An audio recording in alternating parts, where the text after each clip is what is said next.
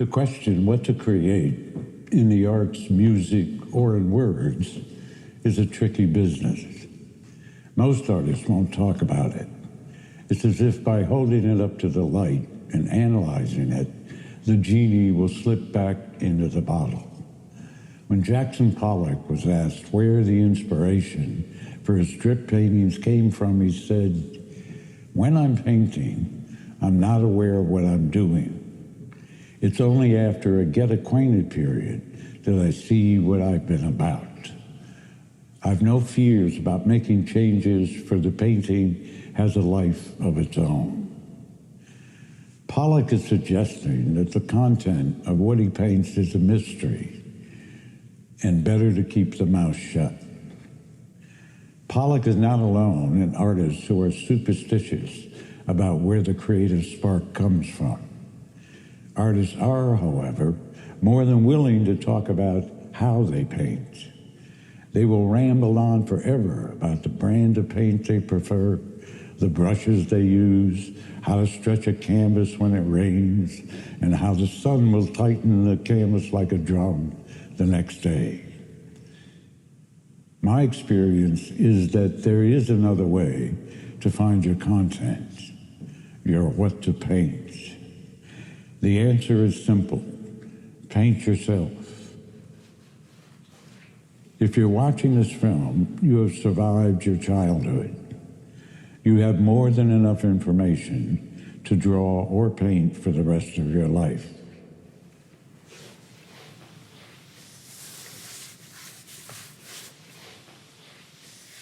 What is so special about painting with your hands? The belief is that the energy you put into a painting stays there. So my assumption is that the energy that comes out of my hand and doesn't have to travel a brush is more energy. Does it work? I don't know. I think all artists have three basic issues. And the first issue is what to paint. And the second one is how to paint it. And maybe the third one is, can I make a living doing this? So there is no answer to the third one.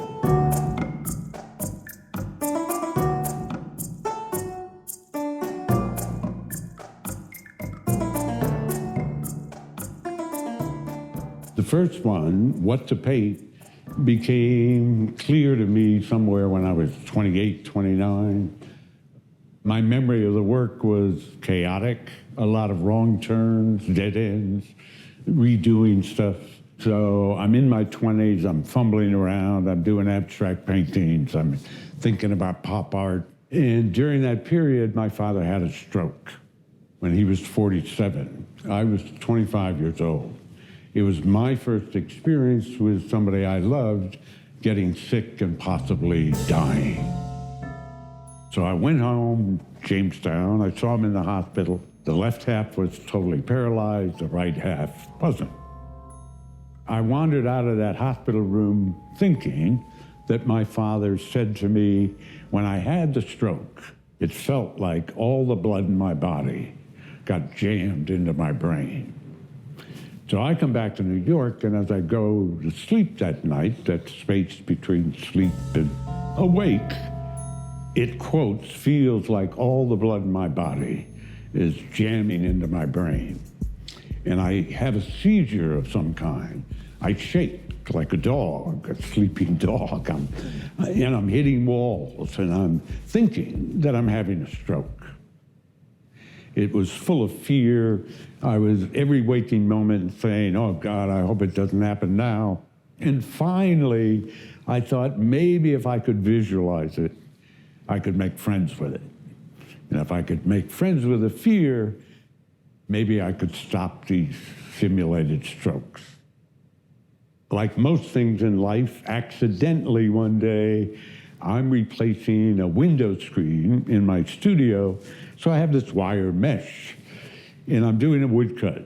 And as I lay the window screen mesh over the groove of the woodcut, I realize it creates a moire pattern. It moves. I'm beginning to think that maybe I could use the screen to visualize my outer skin and use the underlaying woodcut to visualize muscle. So I start this series of what I call screen paintings. After doing 4 or 5 of them, I named them. So I would come into my studio and say, hey, Charlie, how you doing? Hi, Frankie, you're looking good. I made friends out of them. The more they became my friends and not scary, the less attacks I was getting. So in the end, it basically stopped. And I'm convinced it stopped because I was somehow able to get rid of the fear through visualization. 8 years later, I go home and I'm talking to my father and I said, you know, I don't know if this will mean anything to you, but you gave me subject matter at a time when I was looking. I mean, I didn't know where I was going. You remember you told me that when you had the stroke, you felt like the blood rushed into your brain and it felt like it was going to explode. And my father looked at me and said, I never said that. I had no feeling at all. I was in the kitchen, your mother was at the table, I was drinking milk, I took a step, I collapsed, I hit the floor, I was never unconscious. I had no pain, no feeling of any kind throughout the whole experience. And then it occurred to me that it must have been my mother, not my father, who saw him have the stroke and said to me, you know, it looked like all the blood in his body got jammed into his brain.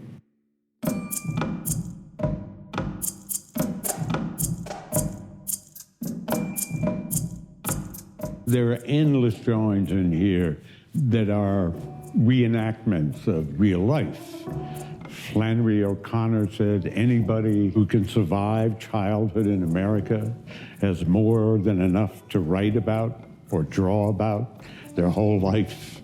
So these drawings are actually out of that time.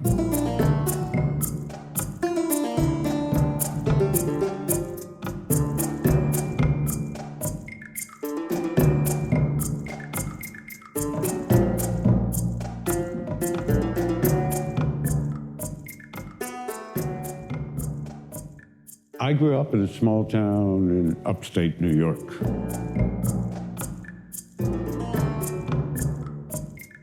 Surrounded by cows, deer hunters, and shotguns racked up in pickup trucks.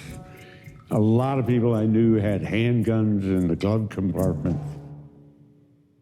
My brother started carrying a handgun, a .22 caliber, when he was 15.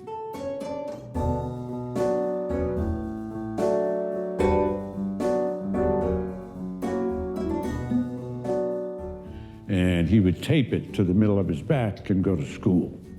And so you couldn't see it. He carried that gun taped to his back his entire life. When he was 16, he went out and bought a Colt 44, the gun that won the West, the classic cowboy gun. And when my parents would leave for the evening, my brother would play fast draw, watching cowboy movies. And last summer when I went to see him, he reached over to fix a motor and the gun was taped to his back. And I said, after all these years, Bruce, right, you're still taping that goddamn gun to your back. And he turned to me and he said to me what he always says, which is, you've been living in New York much too long. It means that people in New York and LA are out of touch with the rest of this country.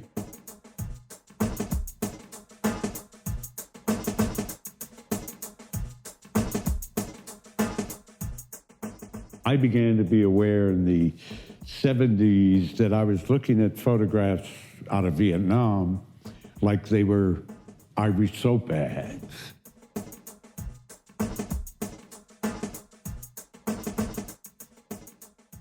We had seen so much violence in the photojournalism that we were numb to it, or I was numb to it. So I thought maybe I'd go back to my childhood and guns and maybe do a series about guns and media and violence we do to everything. And I guess the hope is raise my consciousness a little. In my brain, these are photographs. When I showed him the drawing, because there's the third element in the drawing, somebody's actually killing him, his only comment was, "You did my holster pretty good. But the handgun on page 6, inaccurate." His critique was not about the violence of the gun. It was about how I drew the weapon. So these drawings were meant to look like photographs. I know they don't. So people saw this stuff, and suddenly, commercially, I got very busy. We're now talking late 60s, early 70s. My first job was killing in Uganda for the op-ed page of the New York Times. The only sad thing about me looking at these drawings done in 1972 is that they're not dated.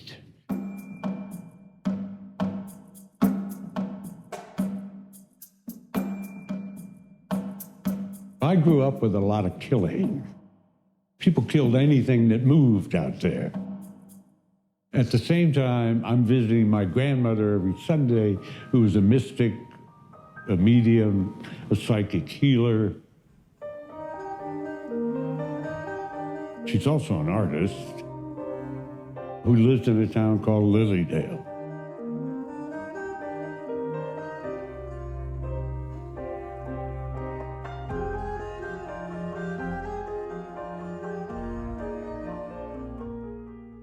In order to buy a house in this place, you have to be a medium or a spiritualist.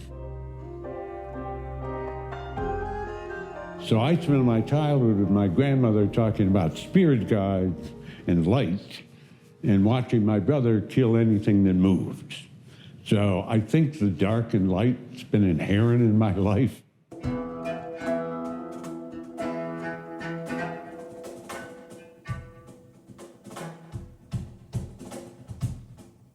We are standing in the cave of angels and demons.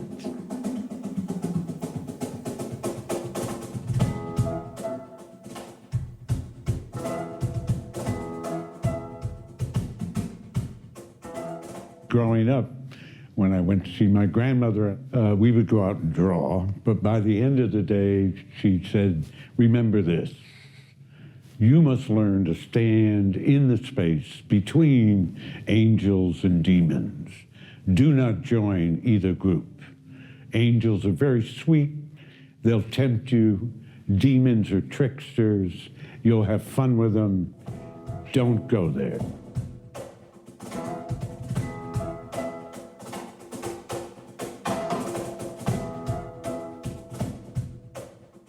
Stay in the middle. So it amused me in my studio to paint one wall of demons and one wall of angels, and for me to stand in the middle and think about my grandmother. Most people think that my angels are as dark as my demons are. If you look at the demons, they are all wearing gold. If you look at the angels, they have gold auras. So I've tried to make a distinction between who wants to wear gold and who has gold inside them. When I started painting the angels, I started painting in their faces, and I found it totally distracting. And what I was doing, in essence, was giving them a personality. That's Jimmy, that's Mary. And so in the end, I blanked out all the angels' faces. I've covered them with a cloth. The demons I felt more liberty with, right? I could make them bird people. I could make them antelope people. I could go back to tribes wearing ornaments that were part of their religion. That's my distinction. There was no question that there's part of a demon in the angel, part of an angel in the demon. I mean, I don't want to get into this on a biblical sense, but in my mind, one can't exist without the other. So, but that's back to dark and light.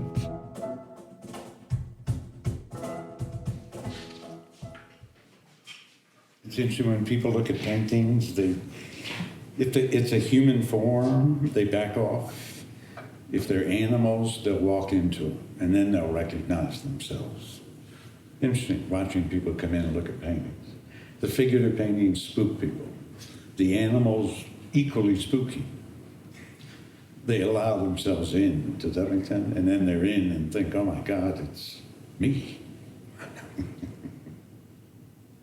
Or I think they think that.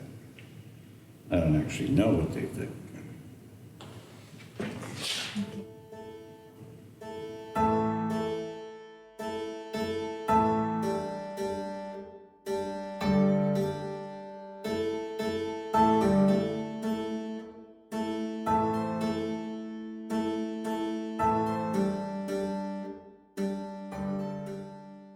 I am aware that I often use animal forms. When you sit alone in a studio, you can decide things, right? So I decided that the monkeys carried all the sacred knowledge of the East,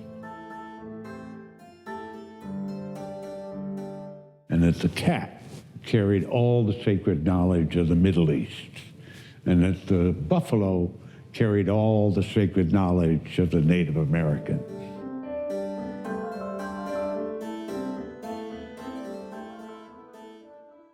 I think it's unfortunate when people grow up with no connection to animals. I mean, we had dogs and cats and pigs and chickens. I actually found a crow that fell out of a nest when I was 12. Took it back home, we nursed it. That crow stayed with me for 5 years without flying away, and he talked. So when I would come out of the house in the morning, he'd be up in a tree, and clear as a bell, he would say, "Good morning, Marshall."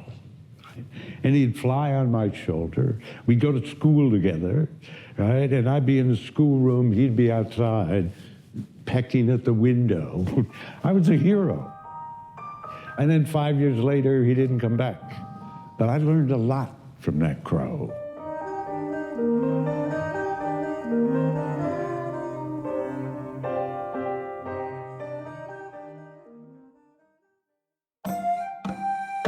I started painting monkeys, and then I went to cats, and then eventually went to buffalo, and that got me into legends of white buffalo. The Pawnee Native Americans believed that, there was a name for him, the one above didn't speak directly to man, he spoke to the animals, and that man should learn from watching the animals. We've lost that link. As we all know, they're becoming extinct. I've met a lot of psychics in my life. Interesting woman in Oregon. She claimed she could travel phone lines. Okay. I'm in my studio. I'm painting a buffalo. And the phone rings. And it's her, and she's in Oregon. She said, "I know what you're looking at. I was there last night. You're painting a white buffalo." I said, "What?" She said, "The wind. Where is it in your painting? There's no wind in your painting. If you don't put wind in the painting, you can't blow the fur of a white buffalo. If you can't blow the fur, we'll never know that only the tip of the hair is white and that the rest of the hair is the color of the rainbow." Now, I don't know if that's true, but it's a wonderful idea.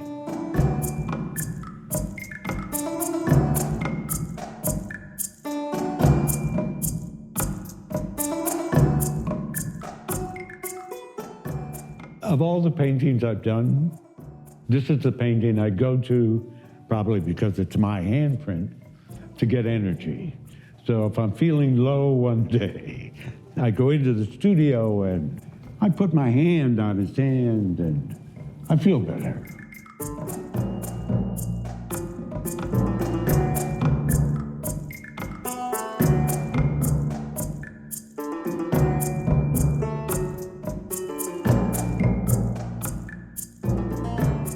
My grandmother, aside from being a medium, was also an artist.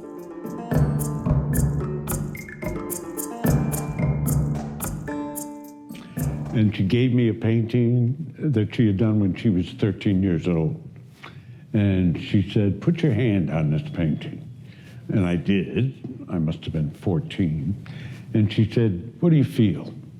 I said, heat. She said, good.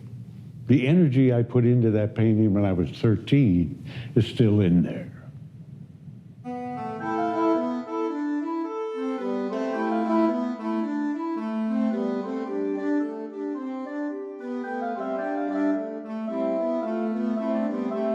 I was reminded of this when I went to the caves in the Dordogne region of France. It was a strange time. There was nobody in the caves, no guards, no restrictions. So my wife and I wandered through caves for days, and I began to realize that many of these drawings were drawn on top of each other. And I thought, that's odd. Why would they do that?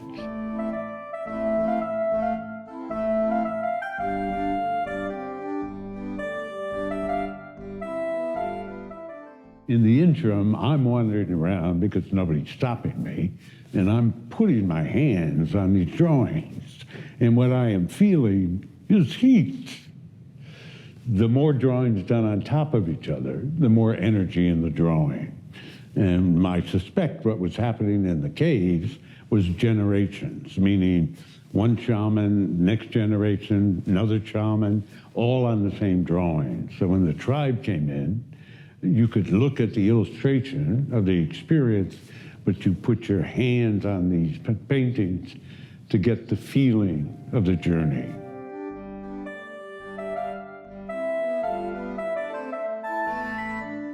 So I decided that I would do 20 drawings over each other. And so I just kept drawing and drawing and drawing. Does it have more energy than anything else? I don't know, but it's fun to put your hands on them. Yeah, I think there's more in there. My grandmother always said to me, if you put your hands on your drawings or your paintings, you should feel heat, that the energy that you put into the paintings should stay there.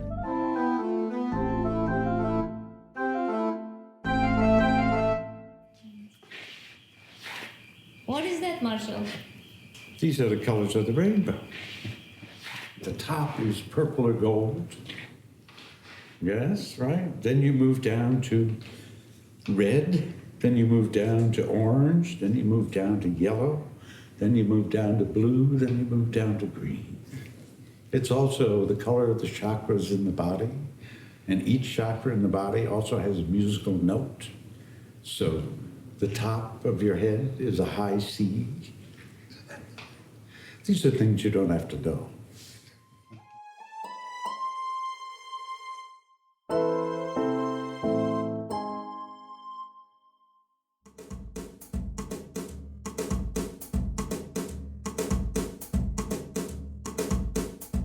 I was looking through a Joseph Campbell book, and I came across a small photograph of a rock etching, carving, done in South Drakensberg, South Africa.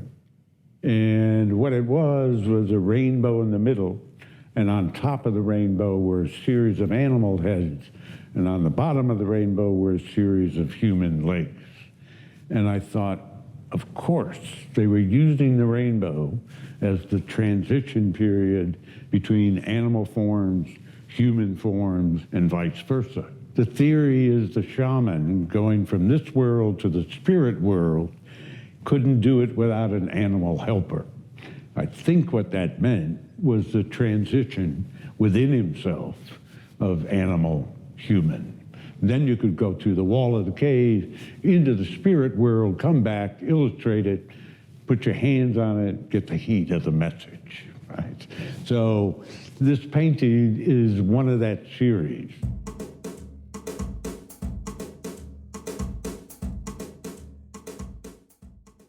It's vaguely amusing that all my gay friends think I have robbed the gay logo of the rainbow. And they come into my studio and say, "Well, thanks for the support." And I keep saying, the rainbow's been around a long time before you used it as a logo. But at any rate, I used it as a visual vehicle of some kind to comment on that transition. Figures are in the animals, and other ones, there are animal heads and human bodies, but they're all relatable to the concept of transformation.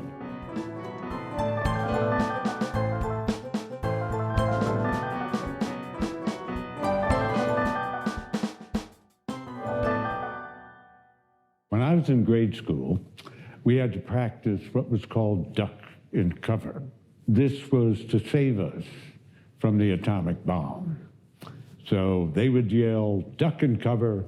We'd all jump under our desks, put our hands over our heads, as if when a bomb dropped on us, it would save us. So I began to think about the fact that, obviously, once you invent something, like the atomic bomb, you can't disinvent it. You can't take it back. It's here. Up until the atomic bomb, you could kill a couple 100,000 soldiers, but you could not kill everybody. I decided that I would try to focus on Revelations, that is the end of the world, because I thought the atomic bomb, in essence, meant that now we can kill everybody. We have to be all part of something.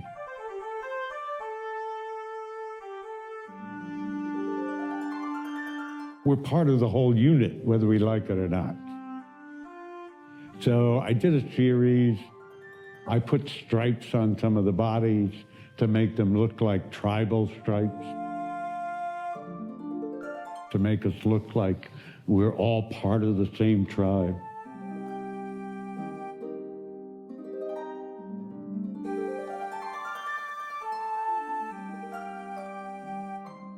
I wrote to the Hiroshima Foundation and asked if they were interested in displaying this in the annual Hiroshima Festival.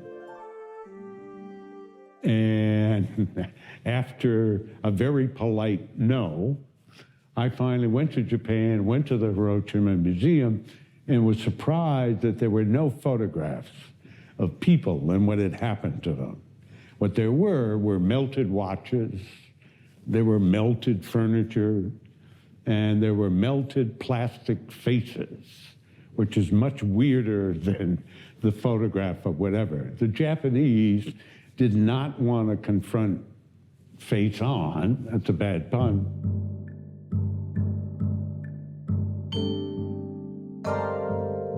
I did an exhibition in Tokyo, and 5 people who had lived through Hiroshima showed up. And one guy took his shirt off. It was scary. I mean, when art gets that close to reality, it starts to get freaky.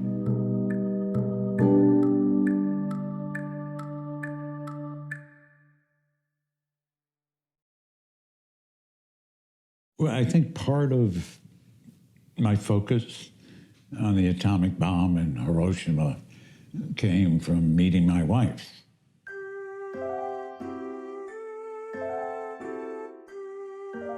My wife's American-Japanese, born in LA. During the war, her entire family were interns in Nevada, along with all the Japanese on the West Coast.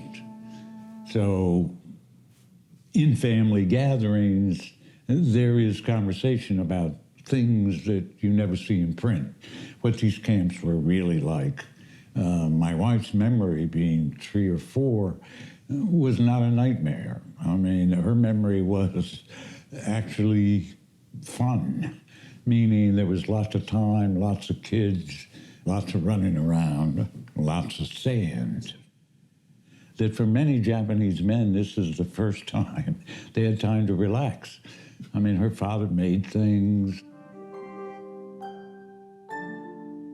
But when you talk to her aunts and uncles who were 18 at that time, it's a totally different story.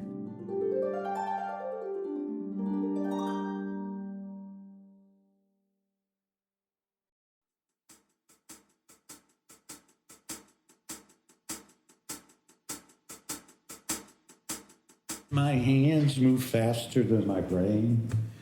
And I find when I put a brush in my hand, it slows me down. I go back up into my head and I think about brush strokes and whatever. If I work with my hands, they're moving much quicker than I'm trying to catch up.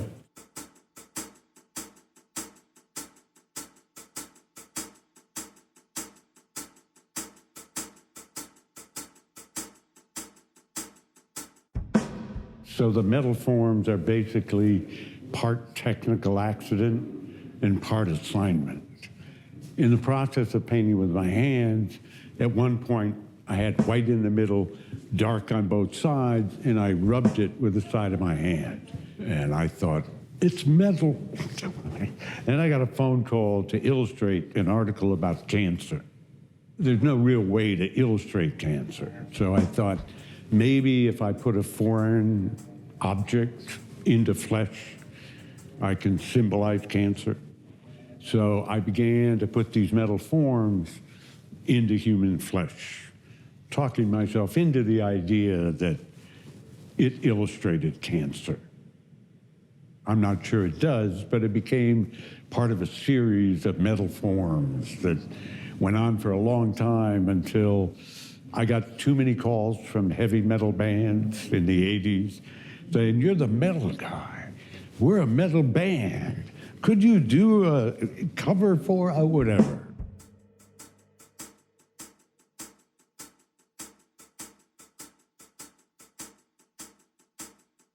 In the middle of doing these metal paintings, I get a call from the Pentagon.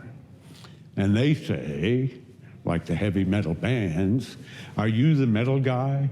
I say, well, yeah, I guess so. And they say, "Well, we have a new fighter plane, top secret. We want to commission you," it was $10,000, "to paint it. Can you do that? You're the metal guy." I thought, yeah, for $10,000, I can paint an airplane. So truthfully, a man shows up in my studio with a briefcase, shirt and tie, handcuffed to his arm. He's from the CIA. He makes me sign all these forms, secret forms, you'll never divulge, you will never whatever. And then he leaves me with one photograph of this secret airplane miles away. I can't even see what the plane looks like. So I called the Pentagon back and I said, "Look, I can't do an illustration of a plane I can't see." And they said, "It's a secret." And I said, "No, I know it's a secret." "Well, I'll do the best you can." So I do this horrible piece of art. I mean, it was terrible. It's like guessing at what the plane looked like, guessing at whatever. Anyway, they bought it. They never used it. I never told anybody about it, so I never got arrested. So.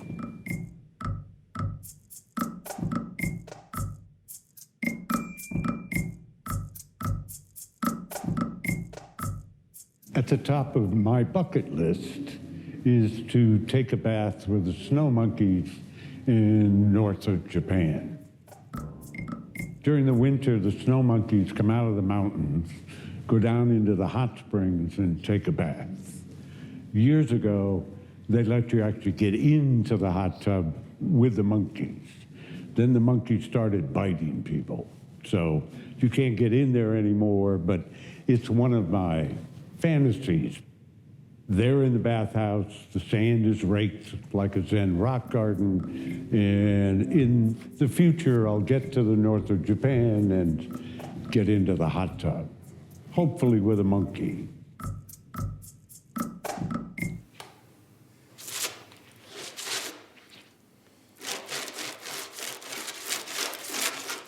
How do you know your painting is done? When I don't know what else to do with it. It's funny, the last thing I do in the painting is put in the eye. I found that the minute I put the eye in, the painting looks at me. and I don't like to be looked at when I'm putting in the rainbow. So the last section is put the eye in and leave it alone and worry about it another day.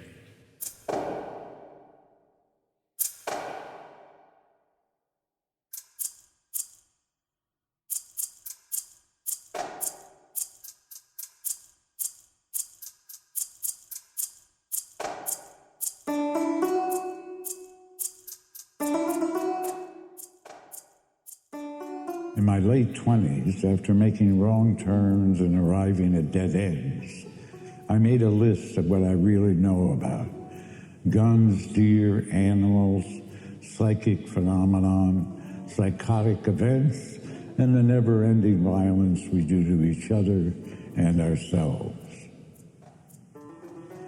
At age 83, I'm still working on that list.